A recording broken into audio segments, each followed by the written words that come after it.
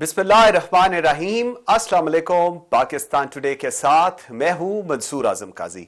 नाज़रीन, level playing field की सियासत के अंदर पाकिस्तान की सियासत में बहुत बात हो रही है और हर पॉलिटिकल पार्टी चाह रही है कि उनको लेवल प्लेइंग फील्ड दी जाए।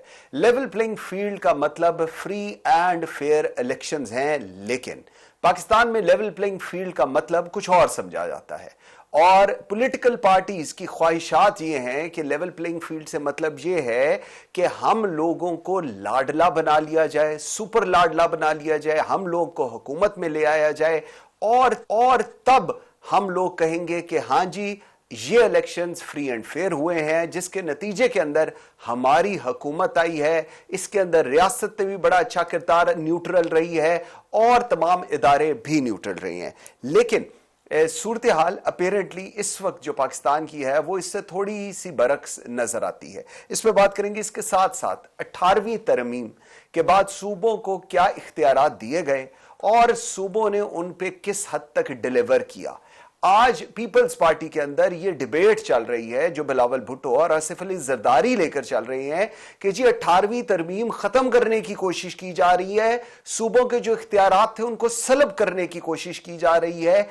क्यों की जा रही है और कौन करने की कोशिश कर रहा है, इसका जवाब पीपल्स पार्टी देने से कासिर है। कोशिश करेंगे आज के प्रोग्राम में उसका जवाब भी लें। नवाज शरीफ साहब को चौथी मरतबा वजीर आजम बनने की ख्वाहिश का इजहार तमाम मुस्लिम लीग नून की तरफ से सामने आ रही है, लेकिन ऐसी ख्वाहिश का इजहार अभी तक नवाज शरीफ की तरफ से नहीं आया। इस बात के बरक्स कि उनको तमाम तर प्रोटोकॉल, तमाम तर चीजें मुहैया की गई हैं, लेकिन ये डिबेट और ये सवाल आज भी चल रहा है कि क्या नवाज शरीफ चौथी मरतबा वजीर आजम बनेंगे या अगर नून लीग हुकूमत में आती है तो किसी और के सर पर ये तख्त जो है ये पनाया जाएगा। इसके साथ साथ अगर पीटीआई के इंटर पार्टी इलेक्शंस की बात करें तो गौर खान साहब बिला मुकाबला सदर बन गए हैं, उमर अयूब जनरल सेक्रेटरी बन गए हैं, अली अमीन गंडापुर केपी के सदर, डॉक्टर यास्मीन राशिद पंजाब की और हलीम आदिल शेख सिंध के सदर बन गए हैं। इस तमाम तर सूरत हाल पे बात करेंगे अपने आज के प्रोग्राम में। आई एम वेरी ग्रेटफुल, मेरा बड़ा ही पर्टेनेंट पैनल है आज का। एनालिस्ट हैं और हर जो मेरा पैनलिस्ट है वो बड़ी अपनी मुदल्लल गुफ्तगू करता है और आर्गुमेंट उनका बड़ा ही सॉलिड होता है। मेरे साथ मेरी बड़ी फेवरेट है डॉक्टर हुमा बकाई, सीनियर जर्नलिस्ट हैं, एनालिस्ट हैं, वेरी ग्रेटफुल। मेरे साथ हैं हुमा बतूल, एंकर पर्सन हैं, अपना प्रोग्राम करती हैं, तज्जियाकार हैं। और मेरे साथ हैं रिदा सैफी, बतूल राजपूत सॉरी, और रिदा सैफी एंकर पर्सन है, तज्जियाकार हैं, अपना प्रोग्राम करती हैं। आप सबका बहुत शुक्रिया जी। डॉक्टर हुमा, आपसे मैं बात का आगाज करना चाहता हूं। लेवल प्लेइंग फील्ड और फ्री एंड फेयर इलेक्शंस, ये इस वक्त एक ऐसी डिबेट है जो हर पॉलिटिकल पार्टी के अंदर चल रही है और हर पॉलिटिकल पार्टी मां सवाए नून लीग के, पाकिस्तान इस्तेकाम पाकिस्तान पार्टी के, बाकी तमाम कह रहे हैं कि हमें लेवल प्लेइंग फील्ड मुहैया नहीं है। कैसे देखती हैं आप इस सूरत हाल को? मेरे ख्याल है कि मजाक बन गया है, क्योंकि पहले जो लोग लेवल प्लेइंग फील्ड की बात करते थे फिर वो सब जुड़कर बैठे ताकि जिस एक पार्टी को लेवल प्लेइंग फील्ड ली जा रही है उसकी पांव तले से कारपेट खींचा जाए। और अब फिर देखिए उस वक्त भी अननेचुरल अलायंस थी ना, जो पीपल्स पार्टी और पीएमएलएन के बीच में इल्हाक हुआ था या जो पीडीएम बनी थी, it was the most unnatural alliance possible.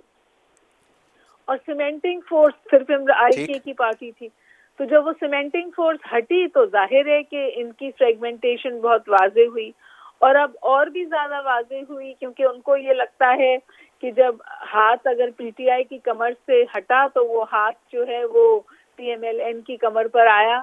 और पीपल्स पार्टी जो एक्चुअली बहुत पहलू बचा कर चली थी, 16 महीने में आपने देखा पीपल्स पार्टी ने बहुत स्मार्ट पॉलिटिकल फुटवर्क खेला था। वो किसी ऐसे फैसले का या किसी ऐसी मिनिस्ट्री को भी नहीं लेते थे जिसका फॉल आउट हो सके इलेक्शंस के ऊपर।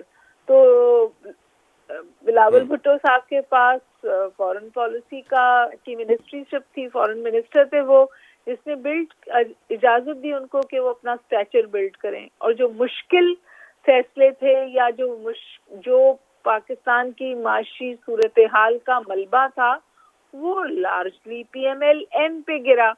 ظاہر ہے جب پی ایم ایل این نے یہ قیمت ادا کی ان 16 مہینوں کی, تو اب وہ اس کا فائدہ بھی مانگ رہے ہیں, اور جب وہ فائدہ ان کو مل رہا ہے تو اور جگہ اس حوالے سے پریشانی موجود ہے. لیکن پھر بوائل ڈاؤن کس بات پہ ہوتی ہے یہ چیز؟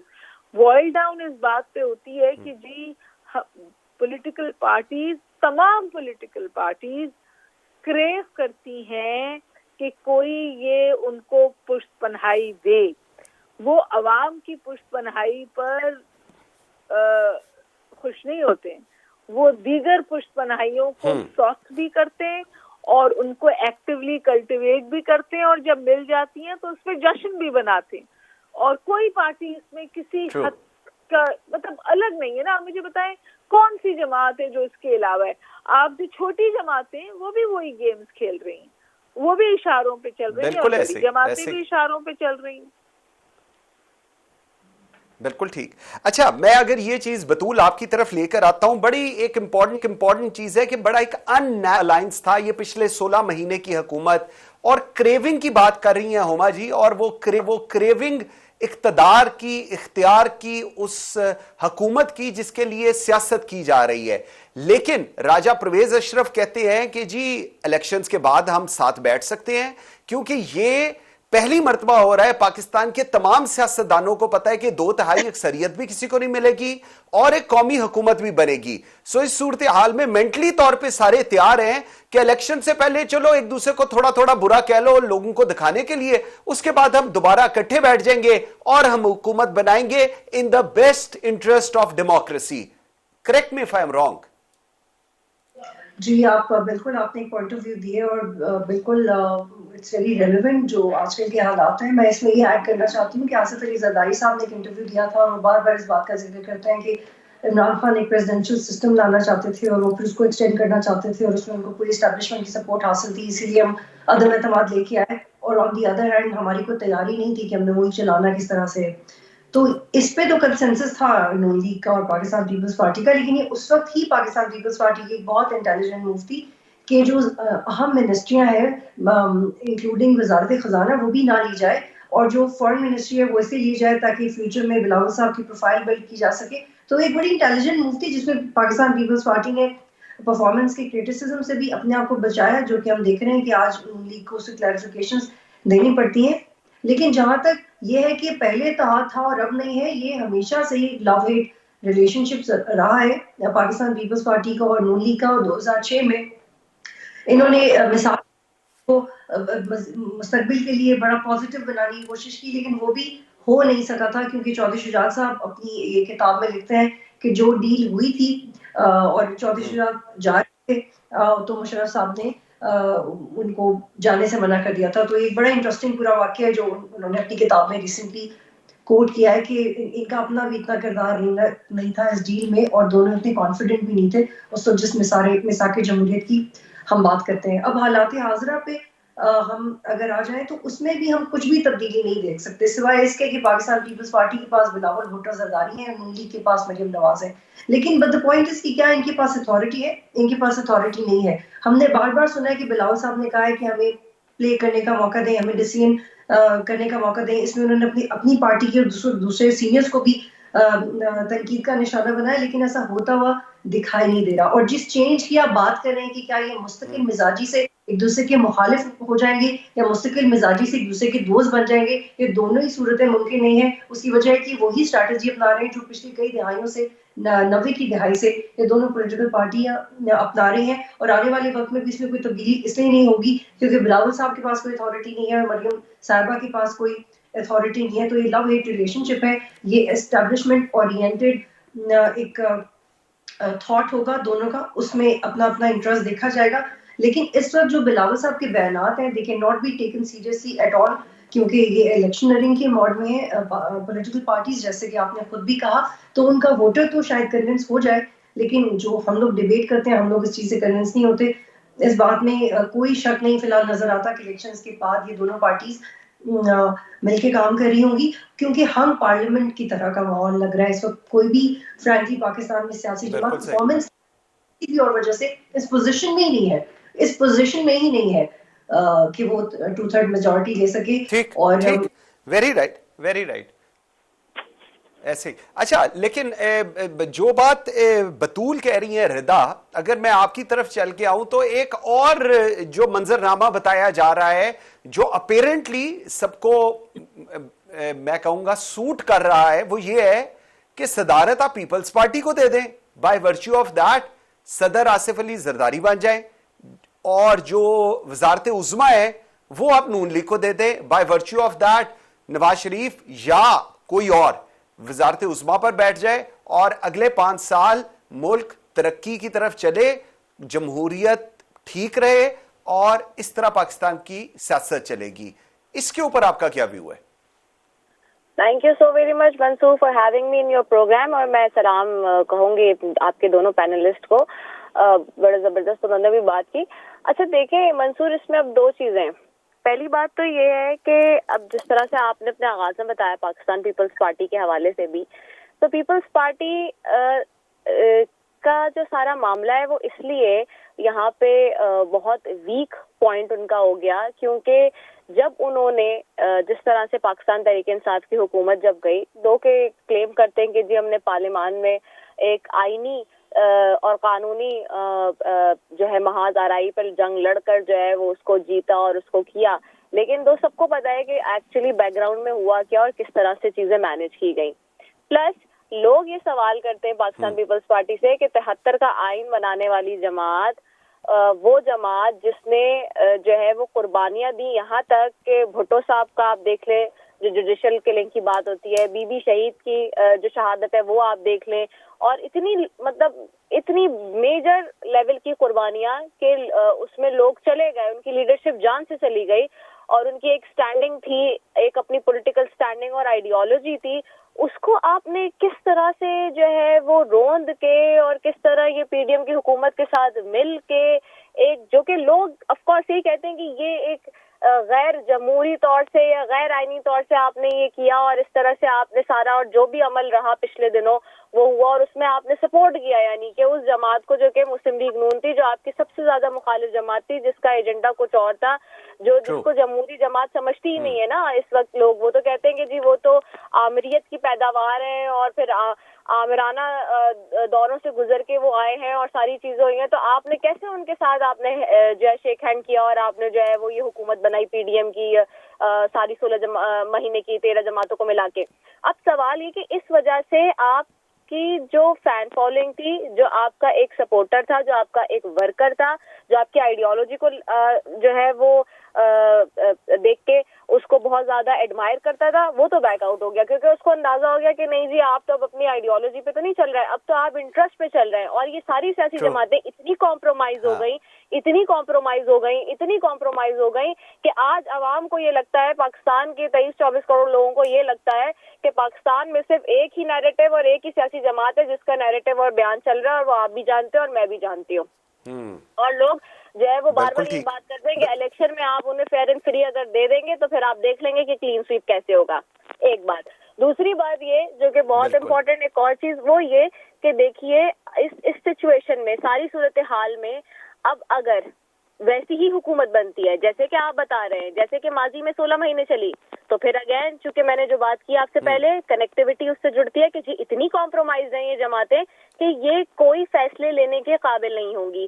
اور وہی ہوگا جو کہ ابھی بھی ہم سن رہے ہیں کہ آپس میں ایک دوسرے پہ الزامات کی بوچھاڑ ہے, ایک دوسرے پہ جو ہے وہ تنقید کی جا رہی ہے اس بارے میں کہ جی ہم تو چونکہ ہم ڈیسیجن لینے کی پوزیشن میں نہیں تھے کیونکہ یہ ایک مخلوط حکومت تھی, اور پھر مخلوط حکومت میں اگر کوئی ڈیسیجن لینے کی پوزیشن میں نہیں ہے تو اس کا مطلب کہ پاکستان کی 25 کروڑ 24 کروڑ کی آبادی یہ اس وقت بات کان کھول کے سن لے, بالکل ہوش و آواز میں اپنے سینسز میں, اور یہ آپ نوٹ کر لیں. اور آج اور ایسے ہی ہوگا کہ پھر ان کے مفاد میں کوئی کام نہیں ہوگا, پھر سب اپنے ہی مفاد میں کام ہوں گے ایز اٹ از جیسے پچھلے 16 مہینے میں مفاد میں. امپورٹنٹ چیز, بالکل ٹھیک. اچھا ڈاکٹر ہما, بڑی انٹرسٹنگ صورتحال ہے. صورتحال یہ ہے, آپ کو یاد ہے ایک بیانیہ کہ ہم نے ریاست بچانے کے لیے اپنی سیاست گوا دی, اور آج उस 16 महीने का रिजल्ट मांगा जा रहा है रियासत से कि अब तुम हमारी सियासत बचाओ और हमें दोबारा हुकूमत में लेकर आओ। एक नंबर 2, आमरीत की पैदावार नून लीग, पीपल्स पार्टी, पीटीआई, सारी आमरीत की, और तो हमने किसी को आने ही नहीं दिया। जो छोटे छोटे हैं वो तो वैसे ही इधर उधर चले जाते हैं, जिधर इक्तदार हो उधर चले गए। सो मुस्तकबिल अगर आप देखें आज पाकिस्तान में जमहूरियत का, उसको आप कैसे नरेट करेंगी? देखिए, सिर्फ पाकिस्तान में नहीं, पूरी दुनिया में जमहूरियत कमजोर पड़ी है, क्योंकि जो जमहूरियत के फंडामेंटल्स हैं वो वीक हुए हैं। साउथ एशिया में तो बिलखसूस वीक हुए हैं। तो ये तो खैर एक फॉरगोन कंक्लूजन है कि जो इस वक्त टेंडेंसीज हैं नबर आजमा, जो ग्लोबल ऑर्डर है उसमें जमहूरियत कमजोर पड़ी है। लेकिन पाकिस्तान में तो 200% जमहूरियत कमजोर पड़ी है, क्योंकि कुछ नॉर्म्स होते हैं जमहूरियत के, कुछ नॉर्म्स होते हैं कॉन्स्टिट्यूशनलिज्म के, कुछ नॉर्म्स होते हैं इलेक्शंस के तमाम वायलेटेड हैं। जिस तरह गजा में आज जिनोसाइड नॉर्मलाइज हो गया है ना, जिस तरह आज गजा में ये चीज नॉर्मलाइज हो गई कि जिसकी लाठी उसकी भैंस, और जो ताकतवर है वो कुछ भी कर सकता है, ये तक कर सकता है कि 15,000 लोगों को मार दे 35 दिनों में, जिसमें 6,000 बच्चे हों। इसी तरह हमारी सियासत में ये नॉर्मलाइज हो गया है कि कॉन्स्टिट्यूशन की धज्जियां उड़ाना कोई बड़ी बात नहीं है। अगर आप कॉन्स्टिट्यूशनली बात करें तो पंजाब की हुकूमत और इस वक्त एग्जिस्टिंग हुकूमत दोनों शायद पे सवालिया निशान उठ सकता है। उससे भी बड़ी बात और अहम बात ये है कि आप इन तमाम जमातों की बात कर रहे हैं, ये एक्चुअली इलेक्शन में नहीं जाना चाहते। अगर इलेक्शन मैनिपुलेटेड ना हो, क्योंकि अगर इलेक्शंस मैनिपुलेटेड नहीं होते तो ये अवाम का सामना नहीं कर सकते। आज बिलावल भुट्टो साहब ने फरमाया कि जिनको फूल पड़ते थे उनको अंडे और टमाटर पड़ रहे हैं। पीपल्स पार्टी की भी हालत इंटीरियर सिंध में मखदूश है। पीपल्स पार्टी की परफॉर्मेंस पर भी सीरियस सवाल आता है। तो इस वक्त खेल ये खेला जा रहा है कि जो टर्फ तुम्हारी है तुम अपनी टर्फ रखो, मैं अपनी टर्फ रखता हूँ, और ना तुम हमारा हिस्सा लो ना हम तुम्हारा हिस्सा लेंगे। और जहाँ आपने एक और बात की थी ना कि ये सब जुड़ जाएंगे, अभी आपस में एक नूरा कुश्ती हो रही है, पर जरूरत आने पे फिर जुड़ जाएंगे। देखना ये है कि जिसकी वजह से जुड़ेंगे क्या वो फोर्स इलेक्शंस में होगी, क्योंकि आज सवाल ये है कि क्या बल्ले का निशान बैलेट पेपर पे होगा, और उससे भी अहम सवाल ये है कि ये जो इंटर पार्टी इलेक्शंस और उसके बाद बहस छिड़ी है, क्या ये कोशिश है किसी को टेक्निकल नॉकआउट करने का? क्योंकि ठीक कह रही हैं, जो एतराज उठाए हैं उस पे कौन पूरा उतरता है? क्या अनअपोज्ड पूरे ही पीएमएलएन में लोग नहीं इलेक्ट हुए? बशमूल ये मरियम औरंगजेब साहिबा जो आज इतना शोर टीवी पे खड़े होकर मचा रही थी, ये खुद अनअपोज्ड इलेक्ट हुई हैं। सारी टॉप पोजीशंस अनअपोज्ड इलेक्ट हुई हैं। The same is the story in People's party.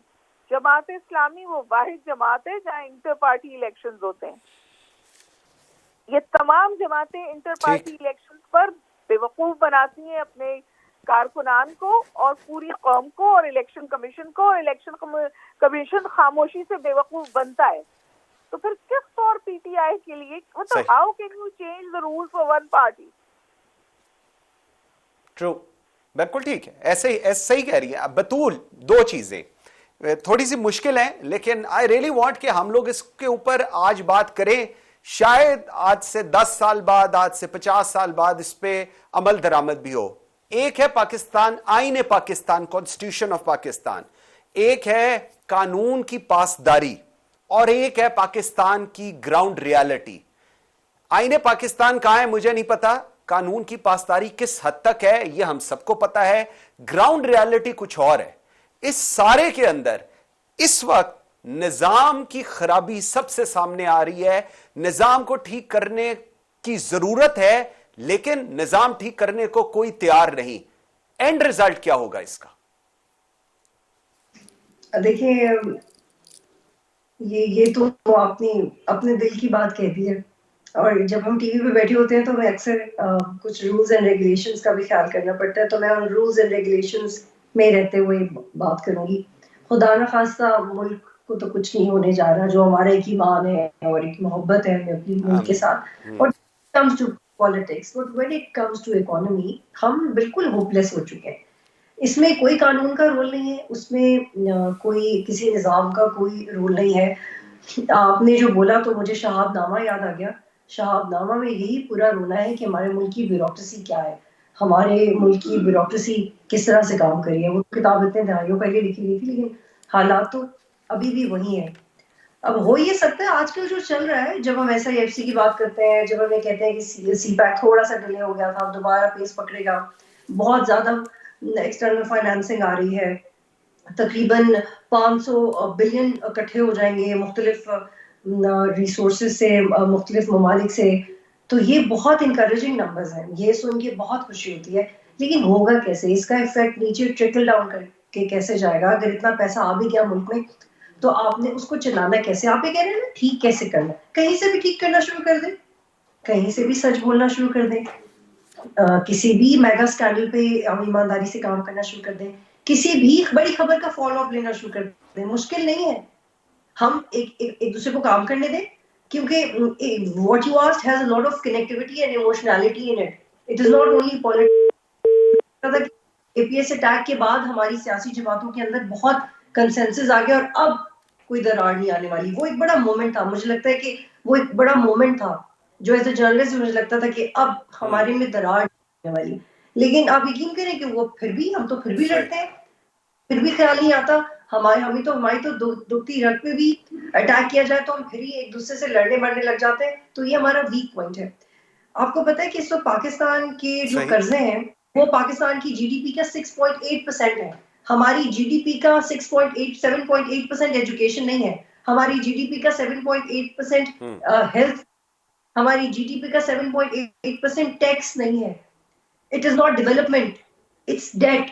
یہ قرضہ ہے اندرونی اور بیرونی. It is 820 trillion rupees. کیسے اتارنا ہے آپ نے؟ اور اگر ہم اور تو یہ جو اس جواب کا سوال کا مجھے جواب دے گا اس کے پاس سولوشن ہوگا. لیکن ہماری انڈرسٹینڈنگ یہ ہے کہ ہم لوگوں کو روٹی کپڑا مکان کا دیتے ہیں ایک نعرہ. نواز شریف صاحب جس تیاری پہ ہیں اس کا نام انہوں نے امید سحر یا اس طرح سے کوئی امید اورینٹڈ ایک نام رکھ دیا اس جہاز کا. لیکن جب وہ باقاعدہ طور پہ لینڈ ہو گئے, جلسہ ہو گیا, ایک بڑا ایموشنل مومنٹ دیکھا اس فیملی نے, اس کے بعد حل تو نہیں آیا. تو وہ ہماری امید کہاں ہے جو آپ ہمیں ملک سے باہر سے لگا دیں؟ بالکل ایسے. اور یہ بھی پیپلز پارٹی پہ میری کولیگ بات, بالکل ٹھیک ہے, قربانیاں بہت تھیں پیپلز پارٹی نے, لیکن جب پیپلز پارٹی کی اپنی گورنمنٹ تھی تو یونائٹڈ نیشنز کی رپورٹ کے بعد بے نظیر مرڈر کیس کے اوپر مزید کام کیوں نہیں کیا؟ وہ ایسے کیوں کلوز ہو گئے؟ تب آپ کے اپنے ایگزیکٹلی آپ کا پریزیڈنٹ تھا, آپ کا پرائم منسٹر تھا, آپ کے ادارے تھے, انٹیلیجنس ایجنسیز آپ کے اندر آتی تھی, وہ آپ کی نائلی تھی. اسی طرح مشرف کو نون لیگ نے بھی پھانسی دینی تھی لیکن نہیں دی. تو یہ سیاسی جماعتیں جب ہمارے ملک میں ہسٹوریکلی جب اقتدار میں آئے ہیں انہوں نے یہ دیکھا کہ ان کو وقتی طور پہ سوٹ کیا کر رہا ہے, اور جو الیکشن سے پہلے انہوں نے نعرے لگائے ہوتے ہیں. ٹھیک, بالکل ٹھیک ہے.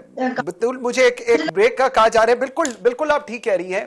ایک بریک لیتے, بریک سے جس وقت واپس آتے ہیں ایک امید ہوتی تھی کہ این ایف سی ایوارڈ جب صوبوں کو ملیں گے تو لوگوں کی اور عام آدمی کی, میں زندگی کی بات کر رہا ہوں, اس کی زندگی بہتر ہوگی.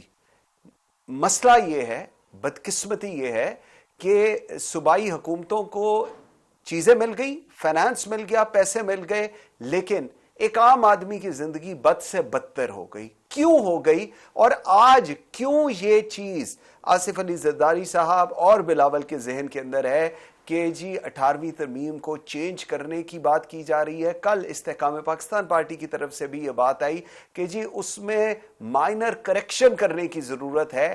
سوال یہ ہے کہ جن اداروں کو, جن حکومتوں کو, جن وزیروں کو وزارتیں آپ نے دیں انہوں نے ڈیلیور نہیں کیا, تو آپ نے کیا کیا؟ اس کے بعد کیوں نہیں کچھ پوچھا گیا؟ ایک بریک لیتے ہیں, بریک سے واپس آتے ہیں تو اس پہ بات کریں گے. میں ساتھ رہیے گا.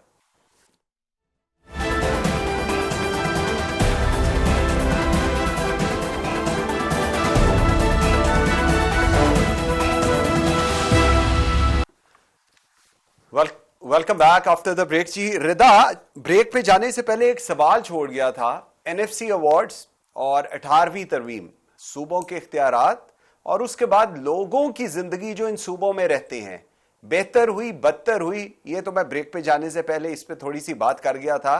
आज आसिफ अली जरदारी और बिलावल भुट्टो जरदारी इस चीज का खदशा जाहिर कर रहे हैं कि जी 18वीं तरमीम को वापस किए जाने के बहुत सारे इम्कानात हैं। एक, उसके बाद प्रेसिडेंशियल फॉर्म ऑफ गवर्नमेंट भी हो सकती है, और पार्लियामेंट वफाक को मजबूत किया जा रहा है और सूबों को कमजोर किया जा रहा है। आप कराची में होती हैं, सिंध से प्रोग्राम करती हैं, क्या पल्स है वहां पर लोगों की? क्या लोगों की जिंदगी वाकई 18वीं तरमीम के बाद बहुत बेहतर हो गई है? और ये जो एक बातचीत जो बिलावल या जरदारी साहब कर रहे हैं, इसमें किस हद तक वजन है? अच्छा, मैं आपको बताऊं मंसूर कि मैं अभी कुछ दिन पहले हम प्रोग्राम कर रहे थे इसी मामले पे कि जी पीएफसी और एनएफसी के मामले पे, लेकिन अब सवाल यही है कि देखिए कि पाकिस्तान के अंदर 18वीं तरमीम बिल्कुल मौजूद है, लेकिन अनफॉर्चुनेटली यहाँ एनएफसी की बात होती है मगर पीएफसी की बात नहीं होती। हम जो बात कर रहे थे कि निचले लेवल तक जो है लोगों के पास इख्तियारात मुंतकिल होने की बात और सारी चीज़ों की जो बात अभी इस वक्त हो रही थी कि एक आम आदमी को, लेकिन अनफॉर्चुनेटली आप ये देखिए कि आपको मुझसे ज़्यादा बेहतर पता भी होगा खुद भी कि पाकिस्तान में अगर सिंध की हम सिर्फ बात कर लेते हैं, क्योंकि अभी हम पीपल्स पार्टी की बात कर रहे हैं, जहाँ पीपल्स पार्टी की हुकूमत लगातार 3 टेन्योर से सूबे सिंध के अंदर है और कंटिन्यूसली ऐसा किसी भी जमात के साथ नहीं हुआ कि उसको इस तरह से लगातार उसकी पार्टी को जब मौका मिला हो हुकूमत करने का। पीपल्स पार्टी को ये गोल्डन चांस मिला, 15 साल उन्होंने यहाँ हुकूमत की, लेकिन उसके बावजूद उन्होंने एनएफसी की वो बात करते हैं पीएफसी नहीं किया।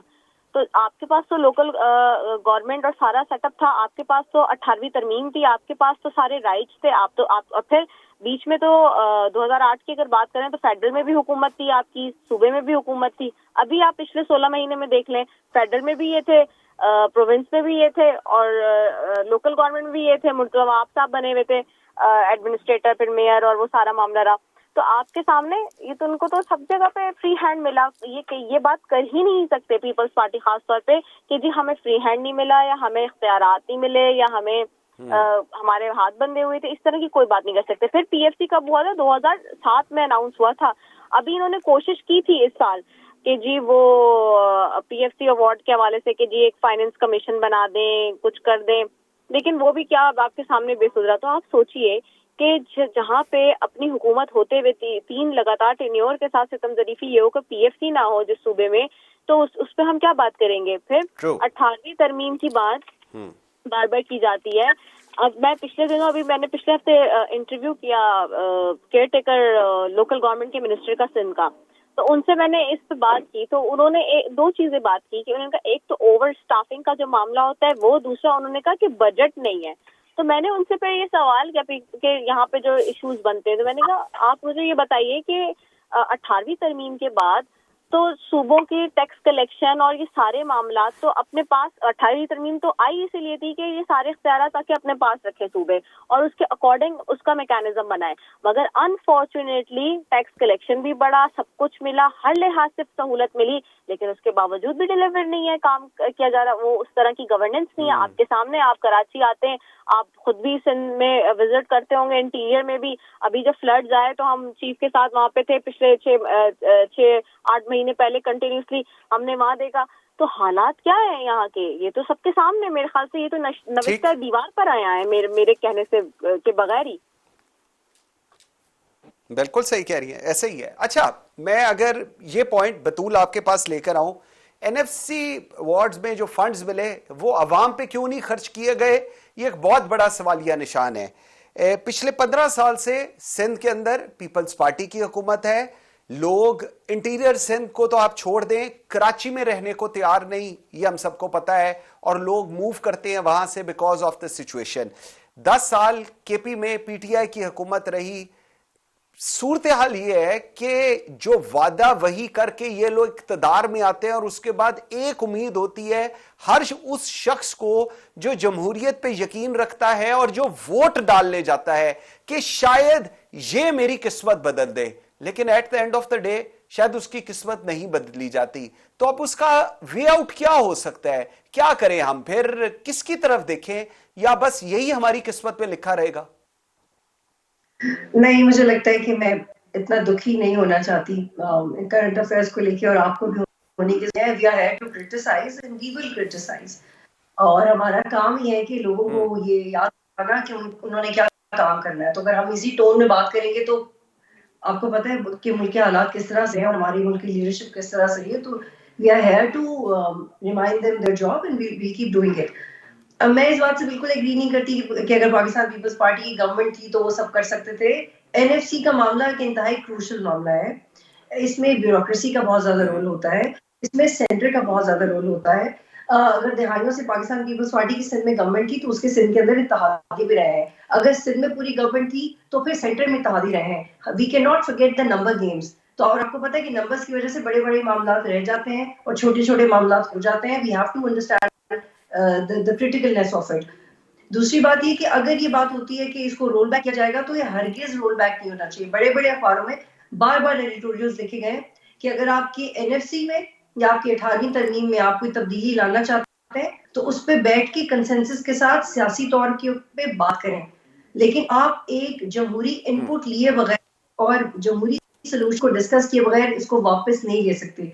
क्योंकि ये उस वक्त हुआ था जब लेंथी डेलिब्रेशंस की गई थी, महीनों लग गए थे, probably if I'm not wrong maybe 10 months, जिसके बाद ये अमेंडमेंट आई थी और सैकड़ों डेलिब्रेशंस के बाद, लेंथी डेलिब्रेशंस के बाद ये आई थी तरमीम। और ये बहुत बड़ा क्रेडिट था सारी सियासी जमातों को, सिर्फ आसिफ अली ज़रदारी को नहीं, सारी सियासी जमातों को जिन्होंने एक दूसरे को स्पेस दी। उनकी चूंकि गवर्नमेंट थी तो वो ज्यादा क्रेडिट ले लेते हैं। ये उस वक्त हुआ जब उससे पहले कि पाकिस्तान के कानून को बार बार मस किया जा चुका था।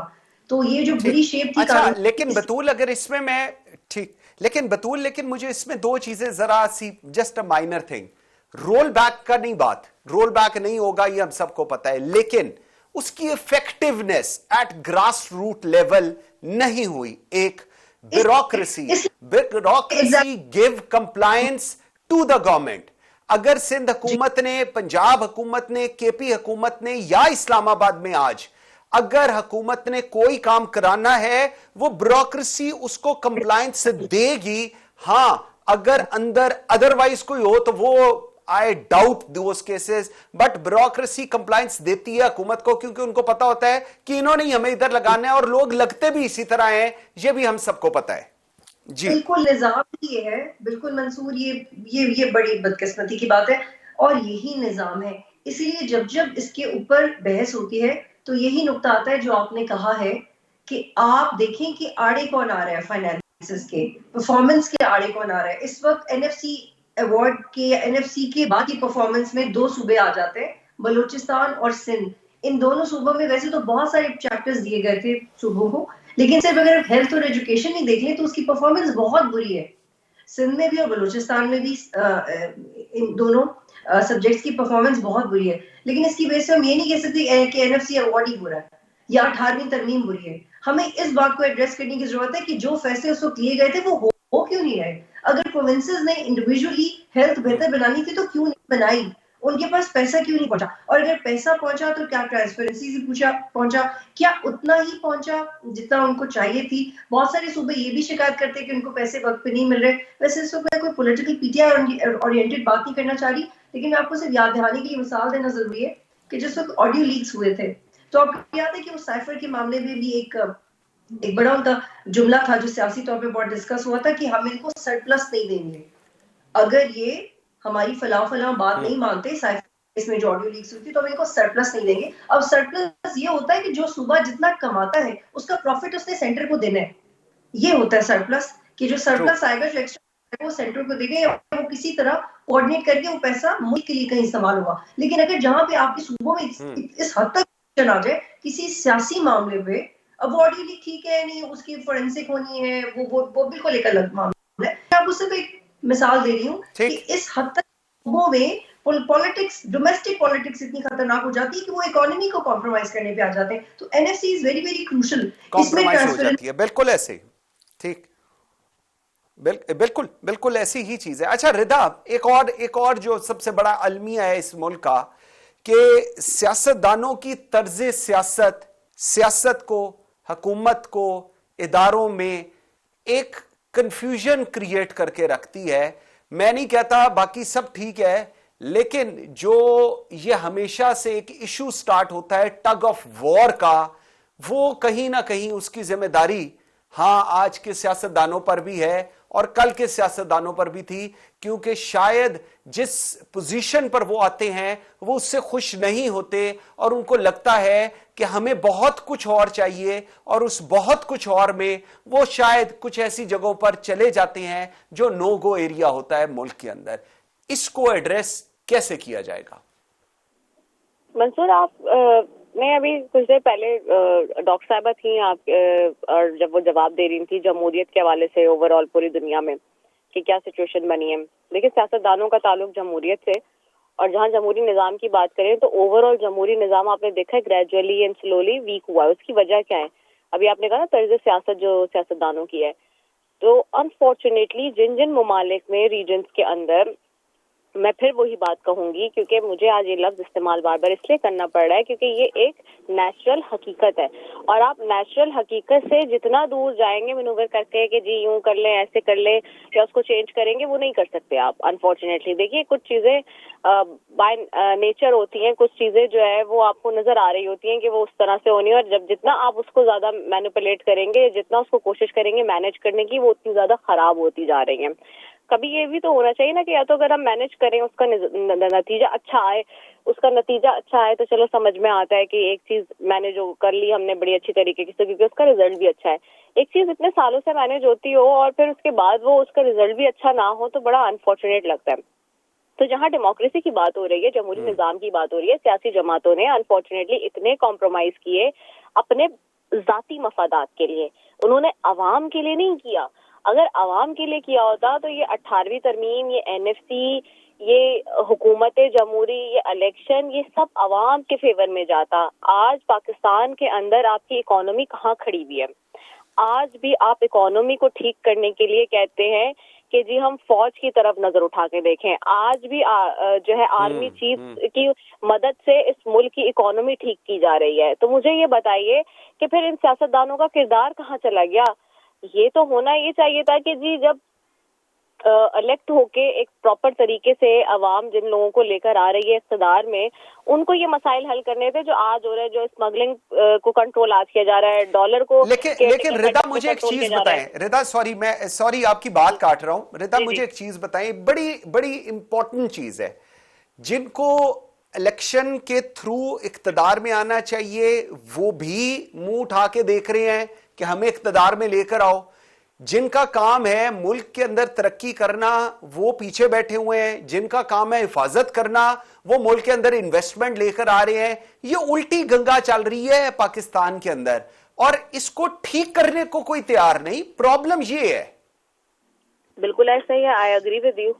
ये निजाम अगर इसी तरह से चलाना है तो इस वक्त का सबसे आइडियल गोल्डन पीरियड तो ये चल रहा है इस वक्त. अगर आप मुझसे पूछेंगे एज एनालिस्ट तो मैं आपको बिल्कुल अपने क्लियर उसमें ये बात कहूंगी कॉन्शियस के साथ कि अगर आप देखना चाह रहे हैं पाकिस्तान का कि जी इस वक्त इस सूरत हाल में जो इकोनॉमी वर्स्ट है ना, क्योंकि मुझे और आपने, हम यहाँ पे प्रोग्राम्स करते हैं, हम किसके लिए करते हैं? आवाम के इश्यूज उठाने के लिए, आवाम की बेहतरी के लिए. हम हकाइक पर से पर्दा उठा के लोगों को वो साफ और शफाफ चीजें दिखा रहे हैं जो आवाम देखना चाहती है. मगर सवाल ये कि क्या उनकी लाइफस्टाइल बेहतर हुआ? क्या पाकिस्तान के 24 करोड़ के अवाम का जो बेसिक बुनियादी उनकी जरूरियात है वो उनको मैसर हैं? क्या उनका लाइफस्टाइल बेहतर हो रहा है? आज आप किसी, मैं नाम नहीं लेती, मैं बहुत दफा नाम लेती हूँ, किसी मुल्क चले जाएं, आप तुर्की चले जाएं, आप चाइना चले जाएं, आप किसी और ममालिक में चले जाएं, उनके लोगों के उनके लाइफस्टाइल बेहतर हो रहे हैं. उनके जो हुकूमतें हैं वो उनके लाइफस्टाइल को बेहतर कर रही हैं, उनका स्टैंडर्ड ऑफ लिविंग बढ़ा रही हैं. हमारे मुल्क में क्या हो रहा है? स्टैंडर्ड ऑफ लिविंग नीचे जाता जा रहा है. तो फिर एक आम शख्स सवाल करता है मुझसे, आपसे, हम सब से कि ये इतना झमेला, ये इतना तामा झामा क्यों? ये किस लिए? अब देखिए ना, इलेक्शन हो जाएंगे, یہ الیکشن ہو جائیں گے اور حکومت میں جو ہے وہ پلٹن بیٹھ جائے گی کابینہ میں، اور وزراء کی اور ایڈوائزر کی اور اسپیشل اسسٹنٹ کے آگے تقریباً 100 لوگ بن جاتے ہیں، وہ ہر جگہ صوبے میں ہو یا فیڈرل میں ہو اس کو ملا کے آگے پیچھے، کیونکہ کچھ تو ایسے بھی ہوتے ہیں جن کے ہڈن وہ بھی نکلے ہوئے ہوتے ہیں نا نوٹیفیکیشن کوآرڈینیٹرز اور یہ وہ بھی وہی پرسن پریویلیجز انجوائے کر رہے ہوتے ہیں، تو پھر وہ 100 کے قریب عدد پہنچ جائے گی، 80-90 کے قریب، اور ابھی آپ دیکھ لیجیے بالکل یہی پرابلم، یہی مسئلہ ہے، یہی رضا میں بالکل جی ٹھیک Raza, thank you very much, میں آئی ایم ویری گریٹفل، بطول I'm very grateful, doctor Huma Baqai ji آپ سب نے جوائن کیا۔ فری اینڈ فیئر الیکشن اور لیول پلینگ فیلڈ اس ملک کا اس وقت ایشو ہے، پاسٹ میں بھی ایشو تھا، اور آپ یقین کریں جس طرح پاکستان میں جمہوریت چل رہی ہے یہ ایشو رہے گا، کیونکہ لیول پلینگ فیلڈ ہر پولیٹیکل پارٹی کی ایک ڈیفرنٹ اس کو لے کر ڈیفینیشن ہے، وہ ڈیفینیشن وہ ہے کہ مجھے اقتدار میں بٹھاؤ تو لیول پلینگ فیلڈ ٹھیک ہے، ورنہ لیول پلینگ فیلڈ نہیں ہے۔ مجھے منصور اعظم قاضی کو اجازت دیجیے، اللہ حافظ۔